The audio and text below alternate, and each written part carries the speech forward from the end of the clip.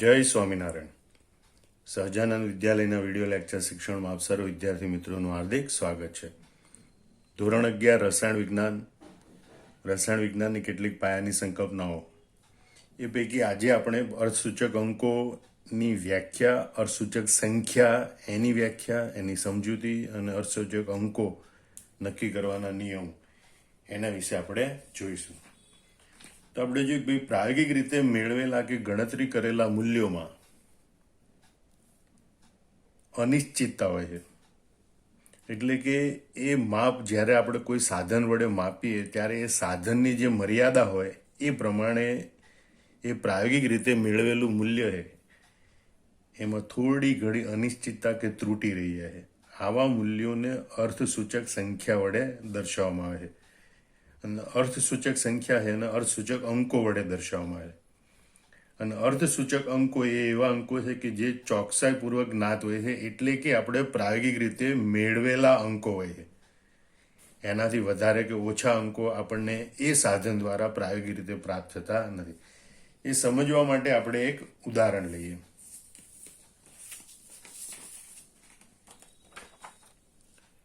માનો કે એક વિદ્યાર્થી બ્યુરેટમાં દ્રાવણનું કદ માપી રહ્યો છે. એ દ્રાવણનું કદ એ દર્શાવ્યા પ્રમાણે માનો કે 20.4 મિલી પ્રયોગ પોથીમાં નોંધે છે. એટલે એણે માપન કરેલું મૂલ્ય 20.4 છે. હવે ધ્યાનથી જુઓ કે બ્યુરેટમાં અંકન કઈ રીતે કરેલું છે. 20.0, 20.1, 20.2, 20.3, 20.4, 20.5, 20.6, 20.7 એવી રીતે અંકન કરેલું છે.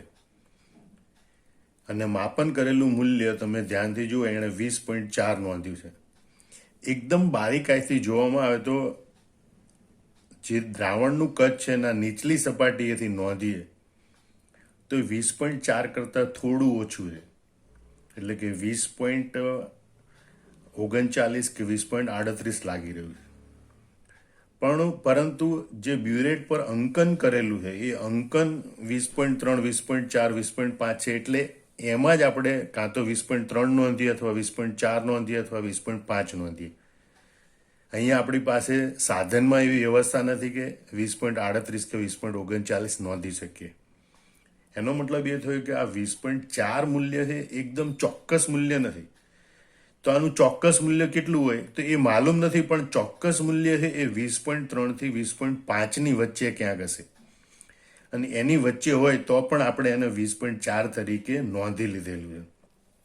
એટલે માપન કરેલું મૂલ્ય એ 20.41 હોઈ શકે, 20.42 હોઈ શકે, 20.38, 20.39 હોઈ શકે.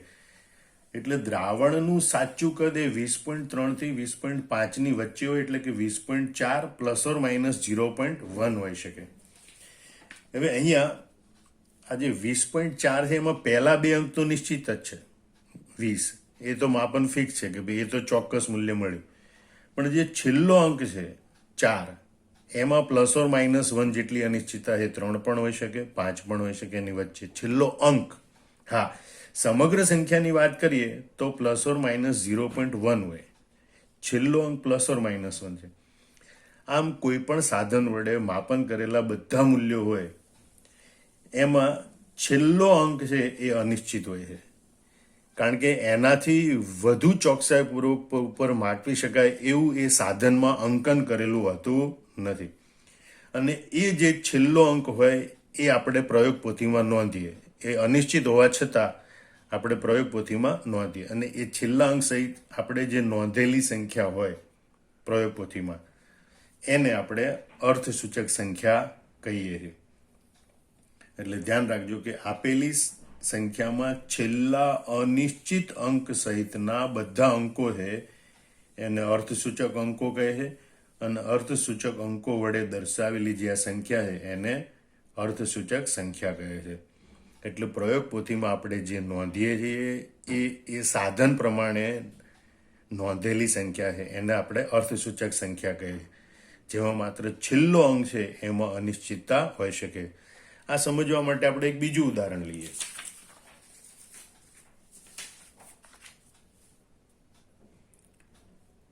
અહીંયા એક સળિયાની લંબાઈ આ ફૂટપટ્ટી વડે નોંધવામાં આવે છે. ફૂટપટ્ટીમાં અંકન આપણને અહીંયાથી 11, 11.1, 11.2, 11.3, 11.4, 11.5 એ રીતે કરેલું છે. તો આપણે ફૂટપટ્ટીની લંબાઈ જોઈએ તો લગભગ એ 11.9ની નજીક દેખાય છે.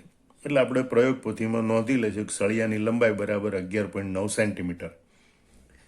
પણ બારીકાઈથી દૂરબીનની મદદથી કે બિલોરી કાચની મદદથી ખૂબ નજીક લઈને જોવામાં આવે તો 11.9થી થોડું વધારે કે 11.9થી થોડું ઓછું મૂલ્ય હોય તો પણ એની નજીક આપણને દેખાશે. અને ફૂટપટ્ટીમાં અંકન એ રીતે કરેલું છે એટલે આપણે પ્રયોગ પોથીમાં 11.9 નોંધીશું. હકીકતમાં સળિયાની લંબાઈનું સાચું મૂલ્ય 11.8 અને 12ની વચ્ચે ક્યાંક હશે. મતલબ કે ભલે આપણે 11.9 મૂલ્ય નોંધ્યું પણ એમાં ±0.1 જેટલી અનિશ્ચિતતા હોય છે. છેલ્લો અંક છે એ ખાલી અનિશ્ચિત છે. છેલ્લા અનિશ્ચિત અંક સહિત પ્રયોગ પોથીમાં નોંધેલા બધા અંકો છે એનાથી બનતી સંખ્યા અને અર્થસૂચક સંખ્યા કહેવાય, અને આ બધા અંકો છે અને અર્થસૂચક અંકો કહેવાય. આમ આપેલી સંખ્યામાં અર્ધસૂચક અંકોની સંખ્યા 3 છે. જેટલા અર્ધસૂચક અંકો વધારે હોય એટલી સંખ્યાની પરિશુદ્ધતા વધારે હોય. તો આપણે બીજું જોઈએ કે ભાઈ આ જ સળિયાની લંબાઈ માઇક્રોમીટર નામના સાધન વડે માપવામાં આવે છે. તો આપણને 11.92 માલુમ પડે. તો એનો મતલબ એ થયો કે એ સળિયામાં અંકન 11.90, 11.91, 11.92, 11.93, 11.94 એવી રીતે કરેલું હોય અને આપણને 11.92ની નજીકનું મૂલ્ય વંચાયું એટલે આપણે 11.92 પ્રયોગ પોથીમાં નોંધી લીધું. પણ એનું સાચું મૂલ્ય એ 11.91થી 11.93ની વચ્ચે હશે. એનો મતલબ કે આ છેલ્લો અંક છે એમાં ±1 જેટલી અનિશ્ચિતતા છે. આ સમગ્ર સંખ્યામાં ±0.01 જેટલી અનિશ્ચિતતા છે. આ છેલ્લો અનિશ્ચિત અંક સાથે પ્રયોગ પોથીમાં નોંધેલો અંક એ 11.92 છે અને માટે 11.92 એ અર્થસૂચક સંખ્યા છે. જો આ ફૂટપટ્ટી વડે માપો તો અર્થસૂચક સંખ્યા 11.9 છે. માઇક્રોમીટર વડે માપો તો અર્થસૂચક સંખ્યા 11.92 છે. 11.9 કરતાં 11.92 એ વધુ પરિશુદ્ધ મૂલ્ય છે અને 11.92માં અર્થસૂચક અંકોની સંખ્યા 4 છે. જેમ અર્થસૂચક અંકો વધારે હોય એમ માપનની પરિશુદ્ધતા વધારે હોય છે. હવે જુદી જુદી સંખ્યાઓ જે દર્શાવેલી હોય આપણને એ સંખ્યાઓમાં અર્ધસૂચક અંકો ગણવા કોને તો એના માટેના કેટલાક નિયમો છે. એ નિયમો હવે આપણે જોઈએ. પ્રથમ નિયમ છે કે શૂન્ય ન ધરાવતી સંખ્યામાં બધા જ અંકો એ અર્ધસૂચક અંકો છે. વચ્ચે કે આગળ કે પાછળ ક્યાંય શૂન્ય નથી તો એવી સંખ્યામાં બધા અંકો એ અર્ધસૂચક અંકો છે. દાખલા તરીકે 285 સેન્ટીમીટર. તો 285 સેન્ટીમીટરમાં છેલ્લો અંક અનિશ્ચિત હોય એના સહિતના બધા અંકો એ અર્ધસૂચક અંકો છે. એટલે આમાં અર્ધસૂચક અંકોની સંખ્યા 3 છે. એવી રીતે 23.524 તો એમાં અર્ધસૂચક અંકોની સંખ્યા 5 છે. 372 કિલોમીટર તો એમાં અર્ધસૂચક અંકોની સંખ્યા 3 છે. 4.45 તો અહીંયા શૂન્ય ક્યાંય છે નહીં એટલે જેટલા અંકો બધા એ બધા અંકો અર્ધસૂચક સંખ્યા ગણવામાં આવે. એટલે 1, 2, 3, 4, 5, 6 આપેલી સંખ્યામાં અર્ધસૂચક અંકોની સંખ્યા 6 છે. પણ આ શરત એ છે કે આ અંકો ગણતરી કરેલા નહીં પણ પ્રાયોગિક રીતે પ્રયોગ પોથીમાં નોંધેલા મૂલ્યો હોવા જોઈએ. તો આ સંખ્યાઓ છે એને અર્ધસૂચક સંખ્યા કહેવાય અને એમાં રહેલા અંકોની સંખ્યા એને અર્ધસૂચક અંકો કહેવાય. બીજો નિયમ જોઈએ. શૂન્ય સિવાયના અંક એટલે કે અશૂન્ય અંક એટલે કે 1 થી 9 અંક ની આગળના શૂન્યો એ અર્ધસૂચક અંકો હોતા નથી. અહીંયા 0, 0, 32 લઈએ એમાં અશૂન્ય અંક આ 3 અને 2 છે. એની આગળની બાજુ આ 2 શૂન્ય આવેલા છે એ અર્ધસૂચક અંકો હોતા નથી. એટલે આપેલી સંખ્યામાં અર્ધસૂચક અંકોની સંખ્યા કેટલી તો કે 2. એ રીતે બીજું ઉદાહરણ લઈએ. 0.00453 એમાં અશૂન્ય અંક હોય એવા 3 અંક છે અથવા તો અશૂન્ય પ્રથમ અંક હોય એવા 4 છે. એની આગળના શૂન્યો છે એને અર્થસૂચક અંક ગણવામાં આવતા નથી. મતલબ આપેલી સંખ્યામાં અર્થસૂચક અંકો 1, 2, 3 0035792 35,792 અશૂન્ય હોય એવો પહેલો અંક 3 છે, એની આગળના શૂન્યો છે એને અર્થસૂચક અંક ગણવામાં આવતા નથી. માટે આ સંખ્યામાં અર્થસૂચક અંકો 1, 2, 3, 4, 5 0.630. આપણે આ શૂન્યને હાલ પૂરતું ધ્યાનમાં નથી દેતા કારણ કે પાછળના શૂન્યનો નિયમ આપણે પછી ભણીશું. તો 0.63 એમાં અશૂન્ય અંક 6 છે, એની આગળનો અંક શૂન્ય છે એને ગણવામાં આવતો નથી. એટલે 0.63માં અર્થસૂચક અંકની સંખ્યા કેટલી? તો કે 2. આ રીતે જો અશૂન્ય અંકની આગળના જેટલા પણ શૂન્ય હોય, પહેલો અશૂન્ય અંક એટલે કે 1 થી 9 અંક, એની આગળના જેટલા શૂન્ય હોય એને અર્થસૂચક અંક ગણવામાં આવતા નથી. ત્રીજો નિયમ આપણે જોઈએ. બે અશૂન્ય અંકોની વચ્ચેના શૂન્ય અંકો હોય એને અર્થસૂચક અંકો ગણવામાં આવે છે. દાખલા તરીકે 2.005. તો એમાં આ બે અશૂન્ય અંકોની વચ્ચેના શૂન્ય છે એને પણ અર્થસૂચક અંક ગણવામાં આવે છે. આમ અહીંયા અર્થસૂચક અંકોની સંખ્યા 4,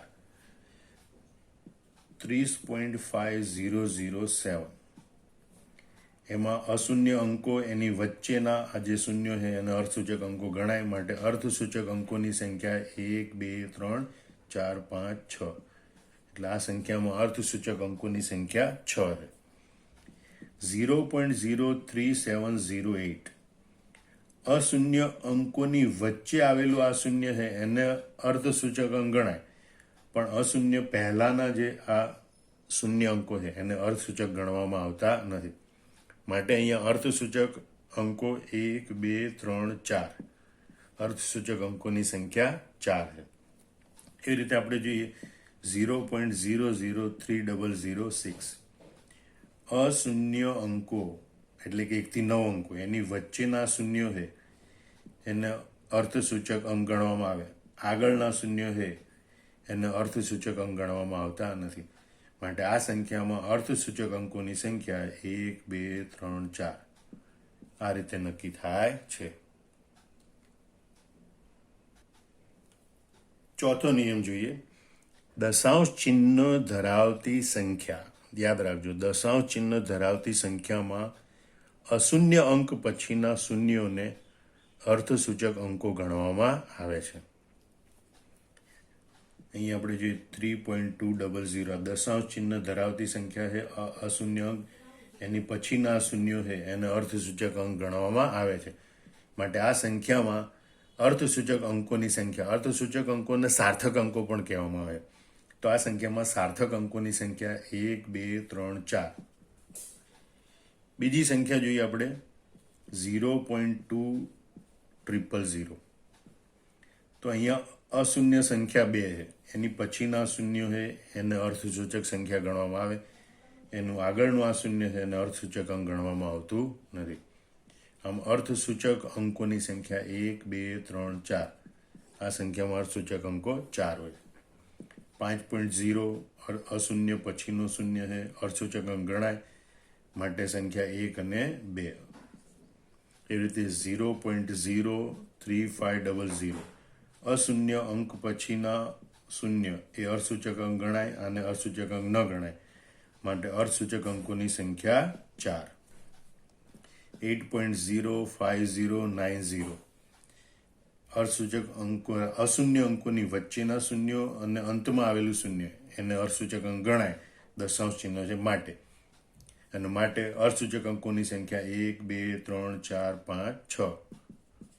એ રીતે 320.000 અશૂન્ય અંક પછીના શૂન્ય છે એને અર્થસૂચક અંકો ગણાય, અને માટે અહીંયા અર્થસૂચક અંકોની સંખ્યા 6 છે.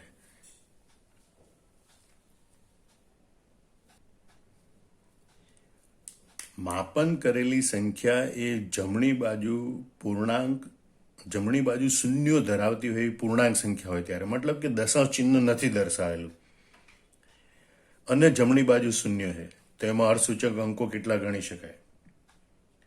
તો આમ તો નિશ્ચિત સંખ્યા હોય તો આ શૂન્યોને અર્થસૂચક અંક ન ગણાય, એટલે 10,500માં અર્થસૂચક અંકોની સંખ્યા 3 ગણી શકાય, કારણ કે દશાંશ ચિહ્ન નથી માટે.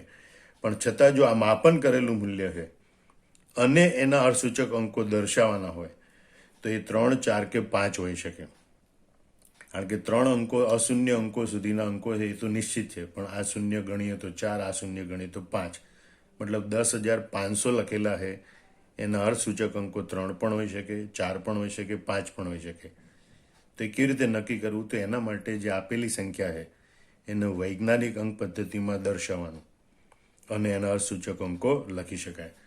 એટલે જો આપણે 10,500 છે એને 1.05 ગુણ્યા 10⁴ એવી રીતે દર્શાવી તો એના અર્થસૂચક અંકોની સંખ્યા અહીંયાથી નક્કી થાય. આ બે અશૂન્ય અંકો અને એની વચ્ચેનું શૂન્ય એને અર્થસૂચક અંક ગણાય, માટે અર્થસૂચક અંકોની સંખ્યા 3.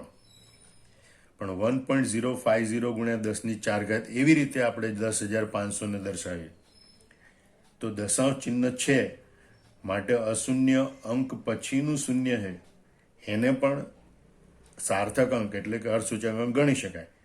માટે અહીંયા અર્થસૂચક અંકોની સંખ્યા 1, 2, 3, 4 ગણાય.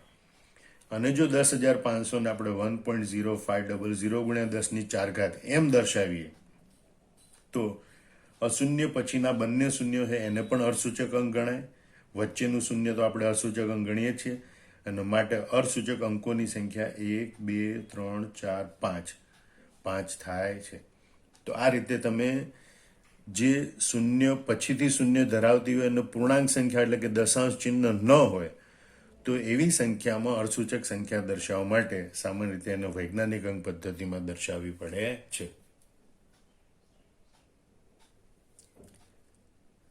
ચોક્કસ સંખ્યા છે એને અનંત સંખ્યાના અર્થસૂચક અંકો હોય છે. હવે ચોક્કસ સંખ્યા માપન કરેલી સંખ્યામાં આપણે જોયું ક્યાંક ને ક્યાંક અનિશ્ચિતતા રહી જાય, એ ચોક્કસ હોતી નથી. આપણે દાખલા કે બ્યુરેટમાં 20.4 મિલી કદ નોંધ્યું હતું, એ ચોક્કસ કદ નથી, એ 20.3 થી 20.5ની વચ્ચેનું ચોક્કસ મૂલ્ય ધરાવે. પણ ગણતરી કરવામાં ઘણી વખત આપણને ચોક્કસ મૂલ્ય પ્રાપ્ત થાય, ખાસ કરીને જ્યારે પૂર્ણાંક ગણતરી કરવાની હોય અથવા તો વ્યાખ્યાથી સંખ્યા દર્શાવવાની હોય ત્યારે આપણને ચોક્કસ અંકો મળે. જેમ કે આપણે ગણતરી કરી 1 × 2 × 3 × 4 × 20 ઈંડા, તો 20 ઈંડા એ ચોક્કસ મૂલ્ય જ છે. એને તમે 20.1 ઈંડું કે 19.9 ઈંડું એવી રીતે ગણી શકો નહીં. તો આવા જે ગણતરી કરેલા મૂલ્યો હોય એને ચોક્કસ મૂલ્ય કહેવાય. બીજું વ્યાખ્યાયિત કરેલા મૂલ્યો, દાખલા તરીકે આપણે એમ કહીએ કે ભાઈ 1 મીટર બરાબર 100 સેન્ટીમીટર, 1 ડઝન બરાબર 12 નંગ, તો આપણે વ્યાખ્યાઓ નક્કી કરેલી છે તો એ નિશ્ચિત જ હોય. ભાઈ 1 ડઝન એટલે 12 નંગ એટલે 12 નંગ જ. એમાં ભાઈ 12.5 નંગ કે 12.19 નંગ કે 11.9 નંગ એવું ગણવામાં આવતું નથી, કે 11 નંગ એવું ગણવામાં આવતું નથી. એટલે 12 નંગ એ નિશ્ચિત સંખ્યા. તો આવી સંખ્યાઓ એ ચોક્કસ સંખ્યાઓ કહેવાય છે. અને ચોક્કસ સંખ્યાઓ છે એમાં પ્લસ ઓર માઇનસ એવી ભૂલ હોતી નથી કે ભાઈ આ ઈંડાની સંખ્યા 20 ± 1 એવું હોતું નથી. 20 ઈંડા એટલે 20 ઈંડા. આમ 20 એ ચોક્કસ અને ભૂલ વગરનો અંક છે. અને આવી જે સંખ્યા ચોક્કસ સંખ્યાઓ એને અનંત અંક સુધી દશાંશ ચિહ્ન પછી દર્શાવી શકાય. એટલે 20 ઈંડા છે અને 20.000 એમ અનંત સુધી દર્શાવી શકાય. માટે આવી ચોક્કસ સંખ્યામાં અર્થસૂચક અંકોની સંખ્યા અનંત ગણવામાં આવે. 2, 4, 5, 6 નહીં. તમને એમ કે 20 ઈંડા એ એક સંખ્યા છે, ઈંડાની ગણતરી કરેલી, તો એમાં અર્થસૂચક અંકો કેટલા? તો કે એ અનંત ગણવામાં આવે છે. આમ અર્થસૂચક અંકો નક્કી કરવાના તમે નિયમો જોયા, ફરીથી વિડીયો જે ધ્યાનથી યાદ રાખી લો અને પછી એસાઇનમેન્ટ આનું આપવામાં આવે એને સોલ્વ કરો. જય સ્વામિનારાયણ.